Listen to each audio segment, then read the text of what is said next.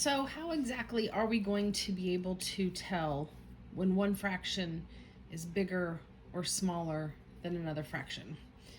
So I have some examples on this page: 6/8 and 7/10, 4/9 and 3/5, 2/8, 5/6, and 1/2.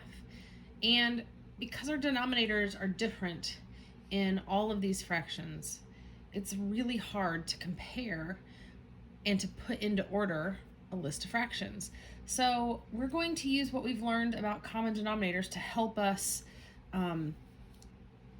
organize our work, to get our fractions written as equivalent fractions with the same denominator, and to be able to really see exactly what is bigger, smaller, or putting a list of fractions in order. So the first thing we're going to do is we are going to find a common denominator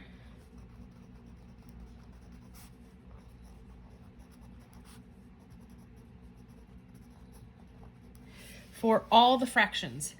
So remember, we've learned that we are going to list the multiples to our fractions vertically.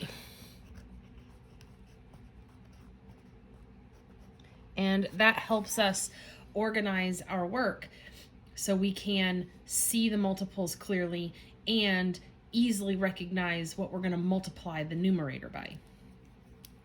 So let's go ahead and do that. So the multiples of 8 are 8 times 1 is 8, 8 times 2 is 16, 8 times 3 is 24, 8 times 4 is 32, 8 times 5 is 40, and 8 times 6 is 48.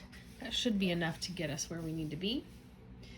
And then 7/10, my multiples of 10 are 10 times 1 is 10, 10 times 2 is 20, 10 times 3 is 30, 10 times 4 is 40, and I can stop there because I recognize that I have my match, and I'm going to circle that match. And remember, the number that we circled is also our new denominator. That's how we find that new denominator. So I'm going to go ahead and write that off to the side, which is step 2. Write your new set of fractions next to the original fractions. But we've got to figure out and remember how to get that new numerator. So in order to do that, we learned that if we count from the circled number to the fraction bar, that tells me how many I have to multiply by. So in this case, I would multiply by 1, 2, 3, 4, 5. And I'm going to write that right next to it so I don't forget. And in this case, I multiply by 1, 2, 3, 4. And so now I'm able to create or find the new numerator for my equivalent fractions. And 6 times 5 is 30. And 7 times 4 is 28. And now I can compare those two fractions. They're close. They're really similar in size. They're not going to be that different from each other. When we think about taking an item and breaking it into 40 pieces, those pieces are probably going to be rather tiny.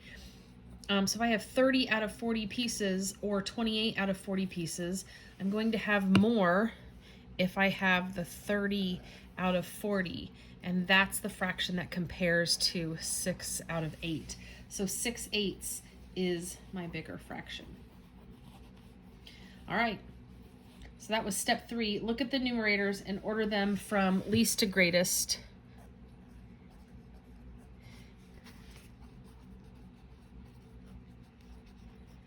Or greatest to least, depending on the given instructions. And in this case, our instructions were to circle the bigger fraction, or the fraction that has a greater value. And that would be 30/40 or 6/8. All right, well, let's look at the next set of fractions. I have 4/9 and 3/5. So again, we're going to find those common denominators. So we're going to start by listing the multiples of 9. 9 times 1 is 9. 9 times 2 is 18. 9 times 3 is 27. 9 times 4 is 36.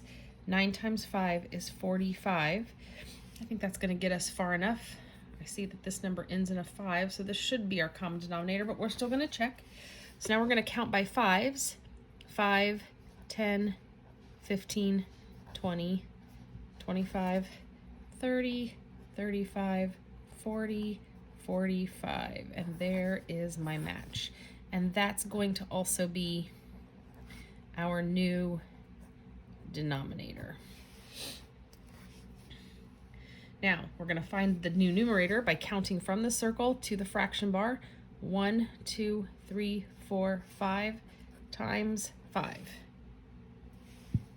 1, 2, 3, 4, 5, 6, 7, 8, 9 times 9.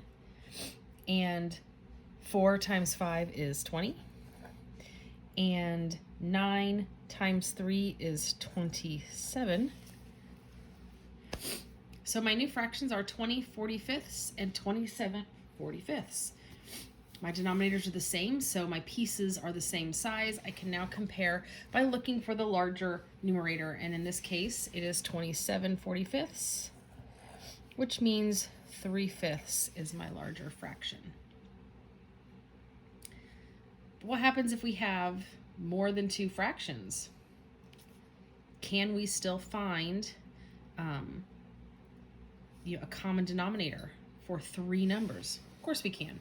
So we're just going to start by listing the multiples. So the multiples of 8, we actually have them listed above. 8 times 1 is 8, 8 times 2 is 16, 8 times 3 is 24, 8 times 4 is 32, 8 times 5 is 40. We're going to see if that gets us far enough. 6 times 1 is 6, 6 times 2 is 12, 6 times 3 is 18, 6 times 4 is 24, and 6 times 5 is 30. We're going to stop there and see if that gets us there. And then 2, 4, 6, 8, 10, 12. I do have a match. I have a 6 and a 6, but I don't have a 6 in this column. And I have a 12 and a 12, but I don't have a 12 in this column. I have an 8 here and an 8 here, but I don't have an 8 here. So I've got to find a match for all 3. So let's keep going. 14, 16, again, a match here and here, but not everywhere. 18, here and here, we're not there yet. 20, 22, 24. I think I just got my first match in all 3 columns. So let's count. 1, 2, 3 times 3. 1, 2, 3, 4 times 4. 1, 2, 3, 4, 5, 6, 7, 8, 9, 10, 11, 12 times 12. So my new denominators are 24. And my new numerators for 2 8s is 2 times 3 is 6. 5 times 4 is 20. And 1 times 12 is 12.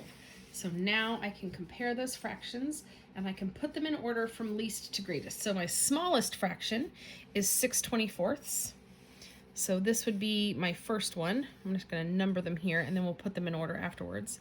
My next one would be 12 24ths. So this would be number 2, which is 1/2. And then this would be number 3. And it did say least to greatest, so my fractions are going to be 2 8s, and then 1/2, and then 5 6ths. All right. Make sure you've copied these notes. Go back and watch the video again if you missed something or you just need to see it again. And once you're done with that, you can look in Canvas for your assignment.